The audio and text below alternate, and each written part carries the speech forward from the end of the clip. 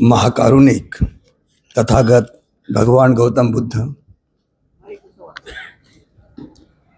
परम पूज्य बोधिसत्व डॉक्टर बाबा साहब अम्बेडकर, इन्हें मैं त्रिवर वंदन करता हूँ। मंच पर उपस्थित सभी डिग्निटरीज और जो डायस पर नहीं बैठे हैं, सामने मेरे सभी अतिथिगण, मेरे बांधव, उन सबको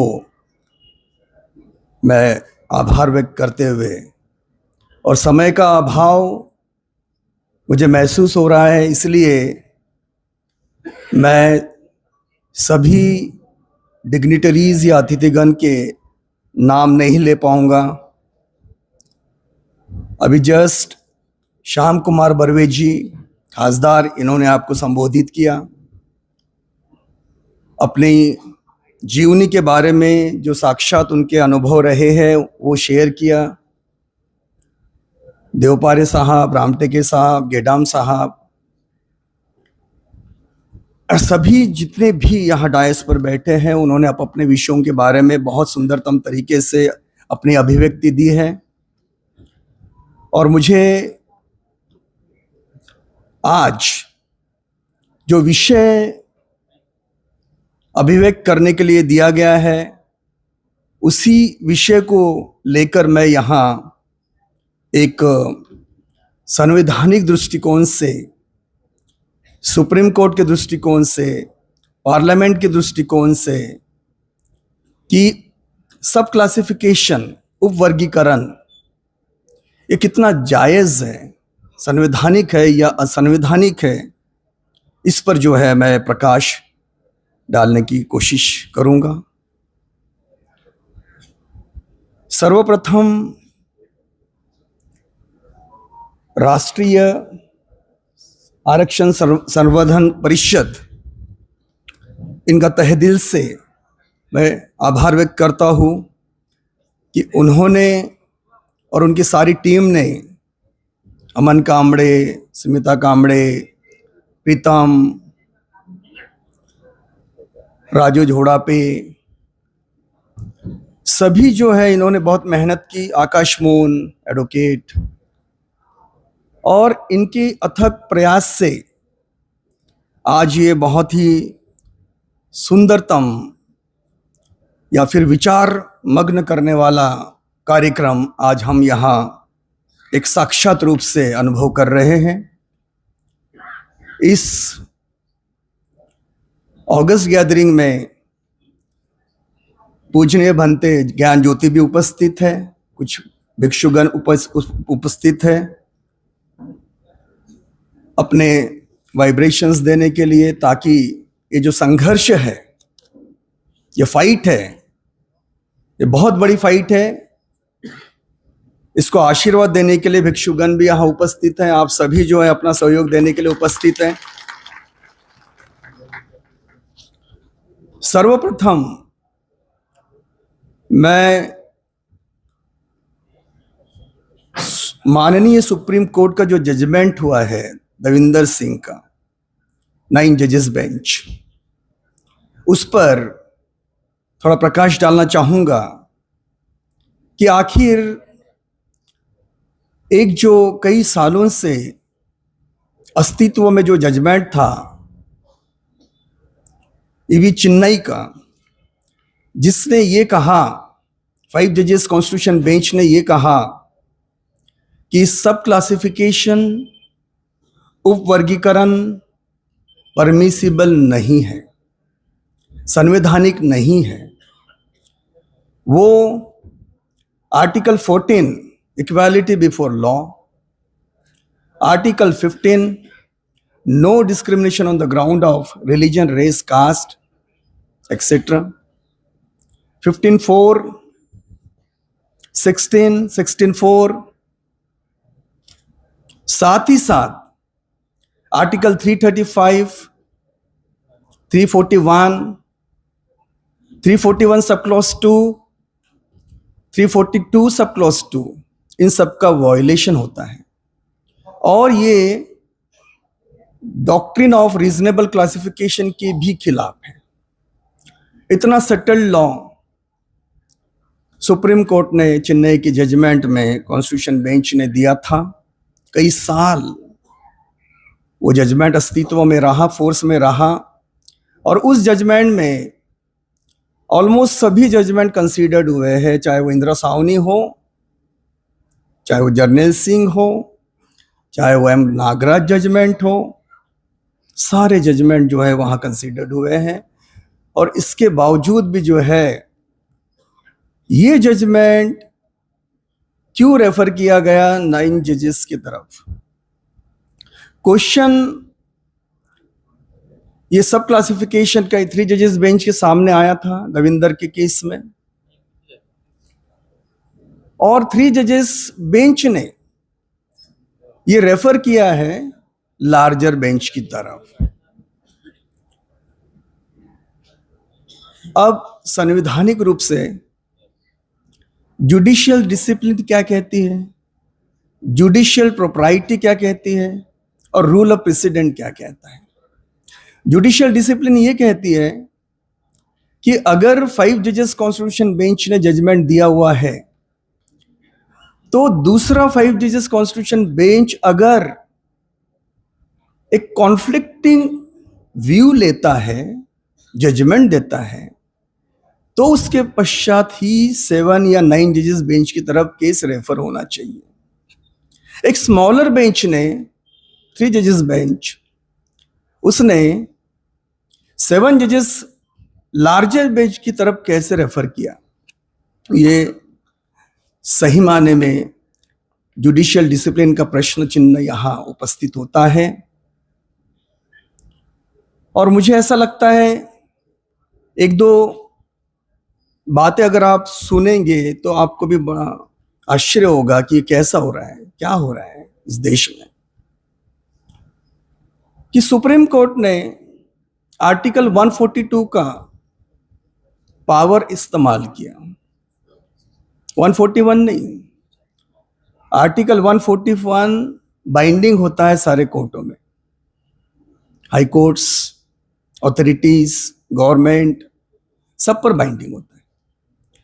लेकिन ये जो जजमेंट है ये आर्टिकल 142 के अनुसार है, जो सुप्रीम कोर्ट को एक इनहेरेंट पावर देता है to do the complete justice, ये शब्द है वहां। अब 142 अगर यहां यूज हुआ है और डायरेक्शंस जो है इशू हुए हैं स्टेट गवर्नमेंट को कि सब क्लासिफिकेशन जो होता है उसके लिए आप स्टडी करो, empirical, historical, quantifying data collect करो कि कौन-ती जातियां एडवांस हो चुकी है, कौन-ती जातियां बैकवर्ड है। इस सब की स्टडी करने का डायरेक्शन सुप्रीम कोर्ट ने स्टेट्स को दिया है, स्टेट्स को दिया है। आप ध्यान से सुनिएगा, ये स्टेट कोई स्टेट नेशन नहीं है। कॉन्स्टिट्यूशन में आर्टिकल 12 डेफिनेशन देता है स्टेट की, और that is government of India. पर ये स्टेट क्या है? स्टेट्स ऑफ द कंट्रीज, जैसे महाराष्ट्र हो गया, पंजाब हो गया, ये सारे स्टेट्स, इनको डायरेक्शंस कि आप अपने राज्यों में आप स्टडी करिए कि कितने ऐसे जो है अनुसूचित जाति या उनके जो नाम वो एडवांस हो चुके हैं या उनका परसेंटेज ज्यादा है, फिर ABCD करो। अब इस पर मैं ये कहना चाहता हूं कि ये सुप्रीम कोर्ट के डायरेक्शंस आर्टिकल 142 में किसी पार्लियामेंट ऑफ इंडिया को नहीं है, स्टेट्स को है। और parliament of India article 341 sub clause 2, देखिए विषय आर्टिकल 341 का है, 342 का है, शेड्यूल कास्ट, शेड्यूल कास्ट में सब क्लासिफिकेशन, और पावर्स किसको है? पार्लियामेंट को है। आर्टिकल 341 सब क्लॉज 2 अगर आप देखेंगे तो वहां क्लियर कट लिखा हुआ है कि only parliament can make the laws to add, to delete, to subtract, to modify. जो करना है प्रेसिडेंशियल लिस्ट को पार्लियामेंट ही कर सकता है, कोई स्टेट नहीं, कोई अथॉरिटी नहीं। और अगर मैं ये कहूं कि कोई कोर्ट भी नहीं कर सकता।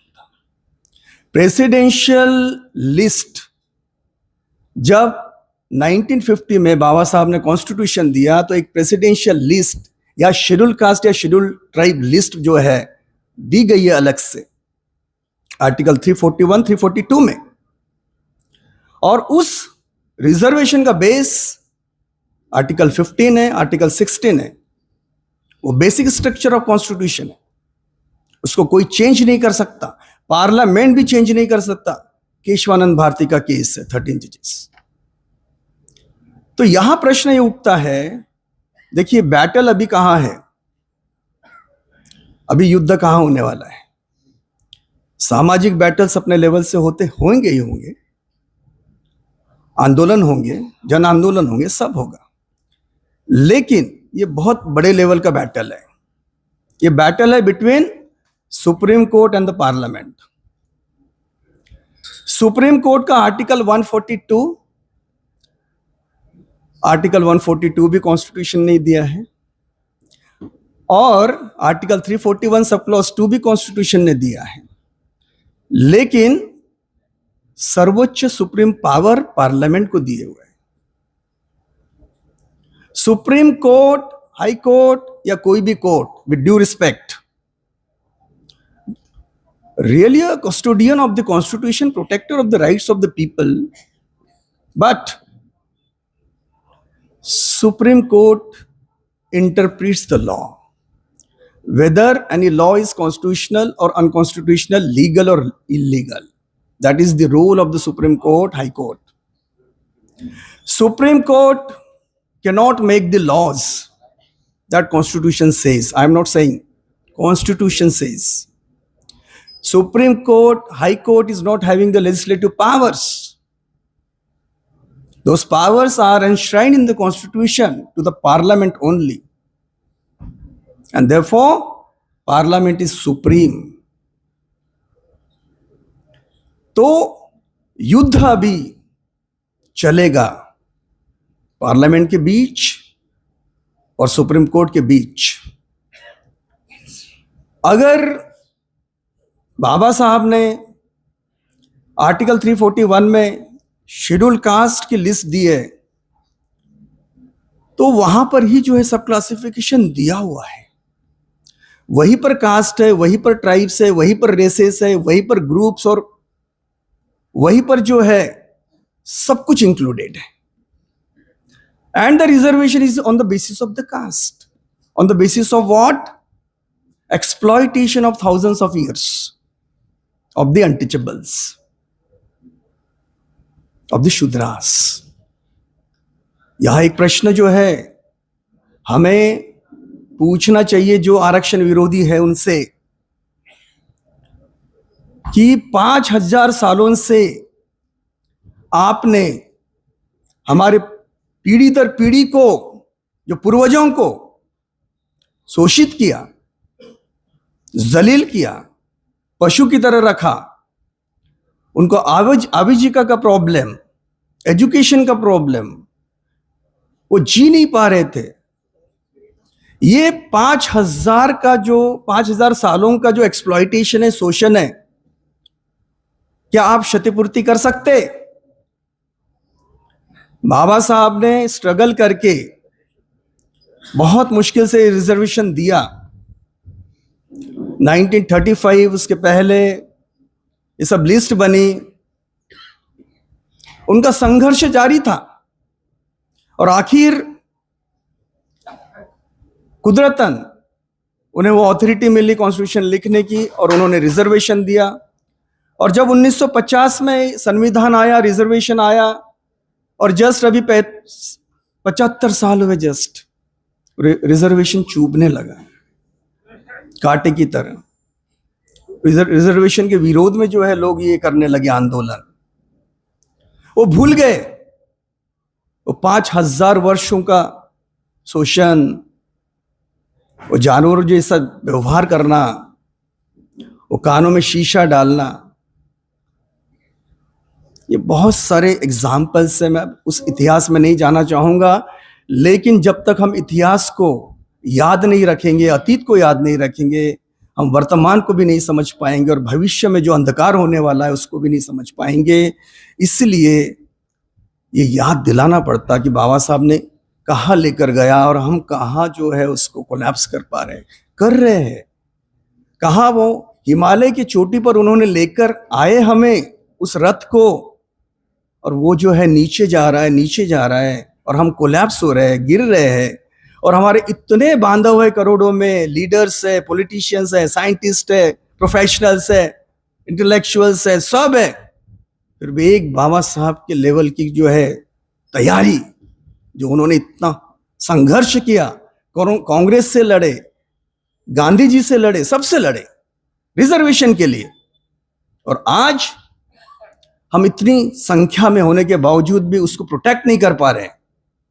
कॉन्स्टिट्यूशन पर अटैक हो रहे हैं, ये प्रमोशन पर अटैक हो रहे हैं, अभी ये सब क्लासिफिकेशन हो रहा है, और इससे भी भयंकर क्रिमिलेयर।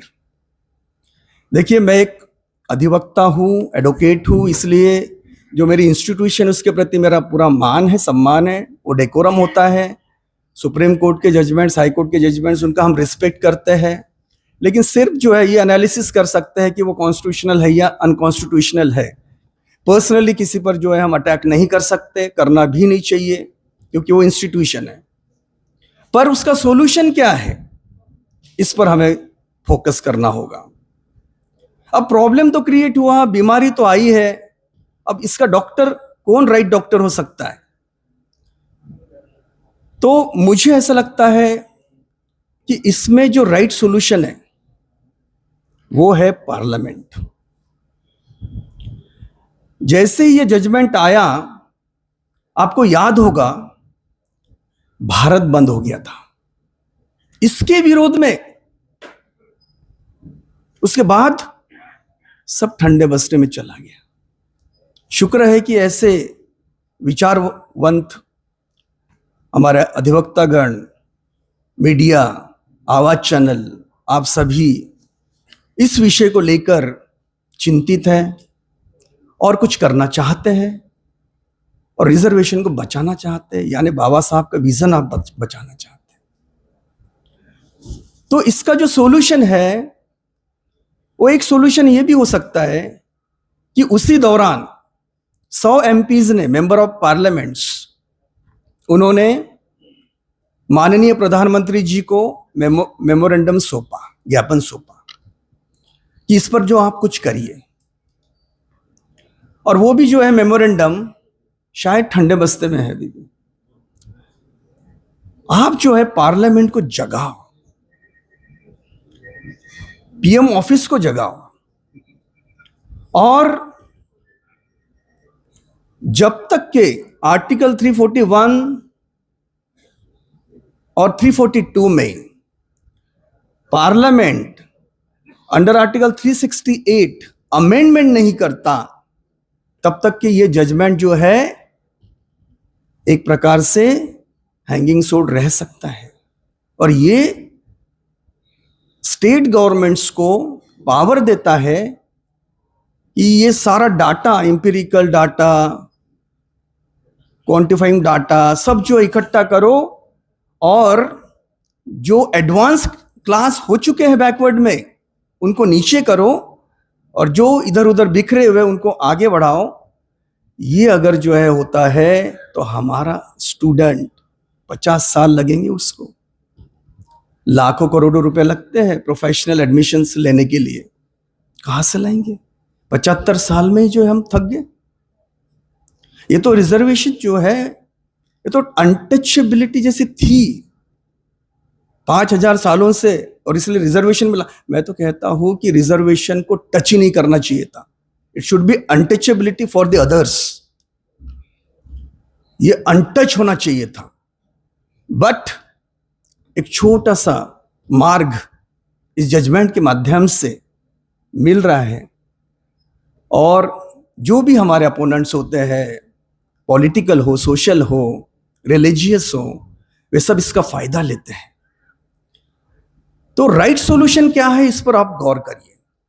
बातें तो हम बहुत करते हैं, इतिहास, ज्योग्राफी, ये हुआ वो हुआ, ऐसा करना है वैसा करना है, पर जब तक कि राइट जो है रेमेडी आप अवेल नहीं करेंगे, राइट सॉल्यूशन मिलेगा नहीं। सुप्रीम कोर्ट राइट सॉल्यूशन अभी नहीं है, और अगर है तो यही जजमेंट जो है एक 13 जजेस बेंच की तरफ रेफर होना चाहिए, 9 जजेस बेंच की तरफ रेफर होना चाहिए। तब जाकर जो है इस जजमेंट को वो करेक्ट या इनकरेक्ट डिक्लेयर कर सकता है larger bench on the point of judicial discipline, judicial propriety. वो एक मार्ग है, लेकिन फिर भी वो सर्टेन नहीं है। लेकिन सर्टेनिटी कहां पर है? पार्लियामेंट के पास। क्योंकि पार्लियामेंट या गवर्नमेंट हमेशा जो है ये शिकायत करती है कि judiciary is over reaching the legislature. तो लेजिस्लेचर में जो सुप्रीम पावर है वही इस जजमेंट को नलिफाई कर सकता है, न्यूट्रलाइज कर सकता है, अगर आर्टिकल 341 में अमेंडमेंट हो। और अमेंडमेंट भी क्या हो? अमेंडमेंट इस तरह का होना चाहिए कि जो शेड्यूल कास्ट है तो उन पर इकोनॉमिक क्राइटेरिया तो लागू है नहीं, वो तो जो सोशल इनजस्टिस हुआ है, जो बैकग्राउंड है हिस्टोरिकल अन्याय का, एक्सप्लॉयटेशन का, उसके आधार पर है, यानी कास्ट बेसिस है वो। तो कास्ट में भी कास्ट अगर आप जो है डालोगे तो कितना बड़ा भेदभाव हो जाएगा, कितने बड़े घृणा नफरत जो है एक दूसरे के प्रति पैदा हो जाएगी कि ये है वो है। यानी शेड्यूल कास्ट एक लिस्ट है और वो यूनिफॉर्म है, यूनिफॉर्मिटी है वो। शेड्यूल कास्ट बोले तो सभी एक जैसे ही हो गए, एक ही यूनिफॉर्म में है वो। लेकिन जहां पर अगर आपने जाति में उपजाति जो है सामने पीछे लाए, वहीं पर इस देश की जो पॉपुलेशन है रिजर्व कैटेगरी की, उसी में जो है झगड़े शुरू हो जाएंगे, उसी में नफरत शुरू हो जाएगी। और जिस प्रकार से ब्रिटिशों ने डिवाइड एंड रूल पॉलिसी खेली, उसी प्रकार से ये भी जो है साबित हो जाएगा डिवाइड एंड रूल, कि इन्हीं के लोगों को और भी जो है डिवाइड करते रहो, रिजर्वेशन में ही सही। ये बहुत बड़ा जो है इसका दुष्परिणाम जो है हो सकता है। समय जो है बहुत ही अल्प है, हालांकि इतना बड़ा जो है एक स्टडी करके लाया था मैंने कि आपको कॉन्स्टिट्यूशनल जो इसके आर्टिकल्स, इसके रिपरकशंस, इसके सॉल्यूशन सब कुछ बताऊं, लेकिन चूंकि चलो इतना ही मैं कहना चाहता हूं कि पार्लियामेंट के पास में अभी जो है ये शस्त्र है। हमें पार्लियामेंट के सामने ये प्रश्न रखना होगा और अमेंडमेंट के लिए जो है रिक्वेस्ट करनी होगी। और जब जब भी जो है कोई ऐसे जजमेंट्स आते हैं, ये कोई नई बात नहीं है, 1950 से लेकर अभी तक जितने भी जजमेंट्स आए हुए हैं, वहां पर अगर ऐसा लगा लेजिस्लेचर को तो उन्होंने अमेंडमेंट किया हुआ है। चाहे वो प्रमोशन के लेवल पर भी अगर अमेंडमेंट जो है हुआ है तो वो आर्टिकल 16 सब क्लॉज 4A में भी हुआ है प्रमोशन में। तो जैसे जैसे जो जजमेंट्स आते हैं तो उसको नलिफाई करने के लिए पार्लियामेंट जो है अमेंडमेंट करती है, सामने लाती है, और अमेंडमेंट अगर करने के पश्चात उसकी कॉन्स्टिट्यूशनलिटी या अनकॉन्स्टिट्यूशनली चैलेंज होती है, वो बात की बात है। लेकिन ये